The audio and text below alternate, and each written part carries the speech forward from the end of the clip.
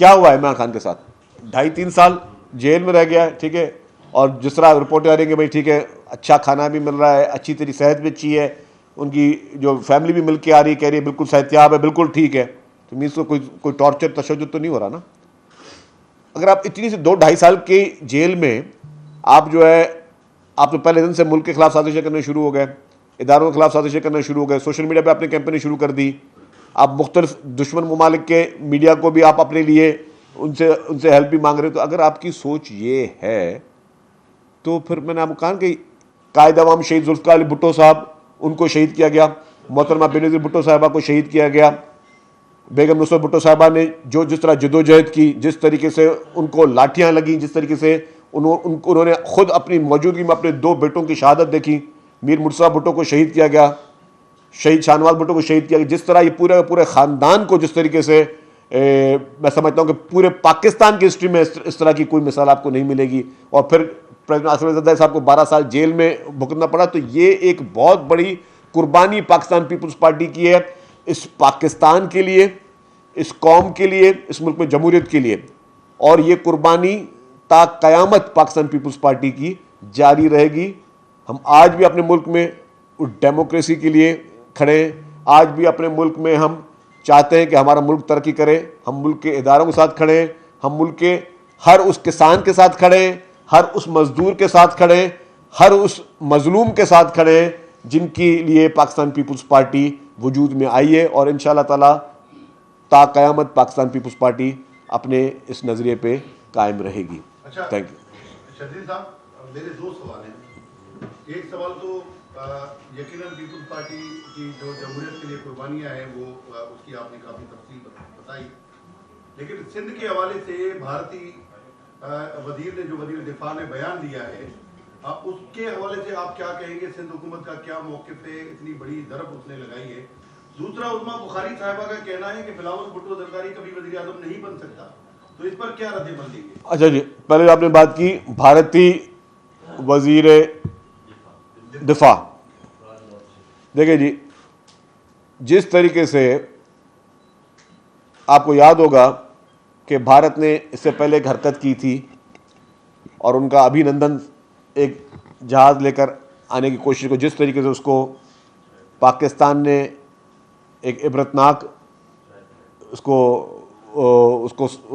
مثال دی کہ بھارت کا جہاز گرایا گیا، اور پھر عزت کے ساتھ، ایک بڑے میچورٹی کے ساتھ اور بڑا فراخ دلی کے ساتھ اس کو عزت کے ساتھ چائے پلا کے واپس بھیجا، جو بھارتیوں کے منہ پہ ایک تماچا تھا. اسے کہتے ہیں اخلاق کی مار جو ہم نے ان کو دی. پھر جب انہوں نے پھر دراندازی کی پہلگام کے بعد اور پاکستان پہ الزامات لگائے، پاکستان نے کہا، اس وقت پرائم منسٹر شہباز شریف صاحب نے کہا کہ جی ہم اس کی ہر انویسٹیگیشن جو بھی آپ لوگوں نے کرنی ہے ہم تیار ہیں. لیکن پھر بھی بھارت کو ایک تکلیف تھی، بھارت کو ایک جنگی جنون تھا، ایک تکبر تھا. میں تھوڑا واضح کروں، شاید یہ باتیں پہلے نہ ہو، کہ بھارت کی آپ سائز دیکھ لیں، بھارت کی پاپولیشن دیکھ لیں، پاکستان کی سائز دیکھ لیں، پاکستان کی پاپولیشن دیکھ لیں، بھارت کے ریسورسز دیکھ لیں، پاکستان کے ریسورسز دیکھ لیں.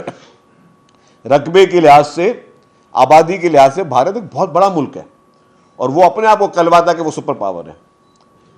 پاکستان اس سے رقبے کے حساب سے، سائز کے حساب سے چھوٹا ملک ہے، اور پاکستان جو ہے اس کے ایک اپنے چیلنجز ہیں. اور پاکستان نے بہت عرصے سے جو ہے ہم وہ دہشت گردی کے خلاف جنگیں لڑ رہے ہیں جو کہ بھارت ہے اور کوئی ملک نہیں لڑ رہا. ہمارے سارے ریسورسز، ہمارے جو قربانیاں ہیں ہمارے افواجوں کی، ہمارے سولجرز کی، ہمارے جوانوں کی، ہماری عوام کی، ہمارے وکلا کی، ہماری پوری سول سوسائٹی جنہوں نے بام بلاسٹ اور دہشت گردی کے یہ واقعات دیکھیں، تو دیکھیں پاکستان کتنے سالوں سے جو ہے افغان وار کے بعد سے پاکستان کتنے سالوں سے جو ہے ان چیلنجز کو بھی فیس کر رہا ہے. وہ چیلنجز میں آپ نے دیکھا کہ مارکیٹوں میں، بازاروں میں ہمیشہ اس طرح کے بلاسٹ ہوتے، تو ان ساری چیز، اور بھارت کو وہ چیلنجز نہیں تھے. اس کے باوجود جو میں نے ڈائنامکس دیے، جب بھارت نے یہ حرکت کی تو جس طریقے سے ہماری ایئر فورس نے اور ہماری فورسز نے جس طریقے سے بھارت کو ایک عبرتناک شکست دی ہے، تو اس وقت بھارت اور اس کی پوری حکومت وہ شرمسار ہے، وہ کسی کو منہ دکھانے کے قابل نہیں ہے. وہ کہیں پہ دنیا بھر میں ان کو جگ ہسائی ہو رہی ہے. جو اپنے آپ کو سپر پاور کہتے ہیں، تو وہ لوگ تو کہتے ہیں بھائی تم اتنے بڑے سپر پاور، تم کو تمہارا حشر کیا کیا پاکستان نے، جسے تمہارے رائفل جہازوں کو جس طریقے سے گرایا گیا. اور مطلب اس کے بعد اور پھر انٹرنیشنلی بھی آپ دیکھیں کہ بھارت جو ہے وہ آئسولیشن میں جا رہا ہے. تو ظاہر ہے وہ اس کی اس طرح کی خواہش یا شوشے چھوڑتے رہیں گے. سندھ الحمدللہ انٹیکٹ ہے. سندھ تا قیامت تک پاکستان کے ساتھ انٹیکٹ رہے گا. یہ بھارتی وزیر دفاع اور ان کی خواب و خیالی بھی ہوگی, ان کے یہ ایک وہ ان کے خواب ہو سکتے ہیں, یہ خواب کبھی ان کی تعبیر نہیں ہوگی. پاکستان بنانے والا صوبہ سندھ ہے.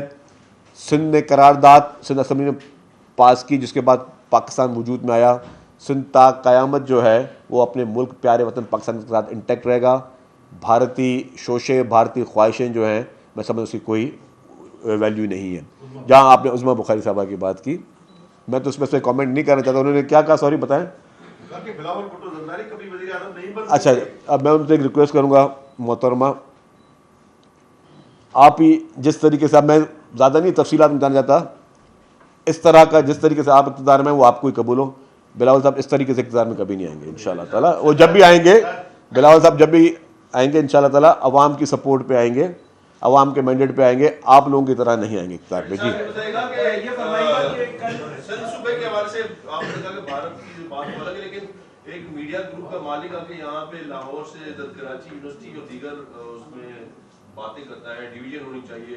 اگر یہ کراچی نہ ملے تو دبئی سے آگے نکل جائے گا. لیکن سیاسی جماعتوں کے بعد اب یہ میڈیا مالکان بھی اس طرف آ گئے. کس کا یہ شوشہ ہو سکتا ہے؟ اور پھر بھارت کو تو چھوڑے, اپنے لوکل جو ہے وہ بھی اب باتیں کرنے لگے ہیں. سیاسی جماعتیں تو کراچی کی تھی, اب اس کا جو حال ہو گیا میرا, کیا کہیں گے اس پہ؟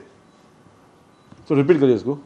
میں کہہ رہا ہوں کہ میڈیا مالک جو ہے اچھا چیئرمین ہے جی جی محمود, وہ ادھر آ کے انہوں نے پورا پروگرام کیا ہے. شوشا جو ہے ایک چینل کا مالک فتنے کا سبب بن رہا ہے, ملک میں تفریق اچھا جی, ایک دیکھیں میری بات سنیں. آئین پاکستان میں ہر چیز کا علاج موجود ہے. اگر کسی کو بھی صوبہ بنانے کا شوق ہے پورے پاکستان میں, اس کے لیے ایک پروسیجر دیا گیا ہے. اس پروسیجر کو اڈاپٹ کوئی نے کرنا ہے تو کر لے. اگر آپ سمجھتے ہیں کہ اس پروسیجر کے تحت کوئی چیز آپ کی کوئی خواہش پوری ہو سکتی ہے تو آپ دیکھ لیجیے گا. لیکن میں بتا دوں کہ جو اس پروسیجر موجود ہے نا, اس پروسیجر میں کسی کے خواب و خیال میں بھی نہیں ہونا چاہیے کہ سندھ کی کوئی تقسیم کرے. شریف صاحب یہ بتا دیں کہ گورنر صاحب کی تبدیلی کی بھی جو بات گشت سنائی دے رہی ہے, آپ یہ ابھی اسلام آباد میں تھے, بہت سارے لوگوں نے یا شیروانیاں سلوانے کے لیے آرڈر دے دیا ہے, وہ لے لیں جا کے شیروانیاں, یا کچھ نہیں ہوگا؟ مجھے نہیں پتا جی کہ کس کی شیروانی بن رہی ہے کس کی شیروانی نہیں بن رہی, لیکن یہ کہ یہ فیڈرل گورنمنٹ کا ڈیسیجن ہے, جب وہ لے وہ ان کی مرضی ہے. شریف صاحب بھی فرمائے گا کہ کل ہم نے دیکھا کہ عمران خان کی دو بہنیں بھارتی چینلز کے اوپر نمودار ہوئیں, اور وہاں پر انہوں نے بیٹھ کر پاکستان کی فوج کے خلاف, پاکستان کے سیاسی معاملات کے اوپر انٹرویوز دیے. یہ وہی میڈیا ہے جو کہ مئی کے مہینے میں یہ بتا رہا تھا کہ کراچی پورٹ پر بھارت نے قبضہ کر لیا ہے اور لاہور کی پورٹ بھی انہوں نے فتح کر لی ہے.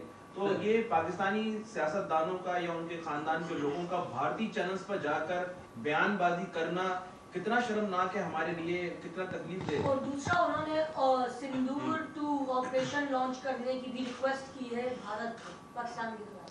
ان کے خلاف کوئی کارروائی دیکھیں جی, جہاں تک آپ نے بات کی, میں کہتا ہوں یہ شرمناک بات ہے یہ, اور میں ابھی وہی مثالیں دے رہا تھا.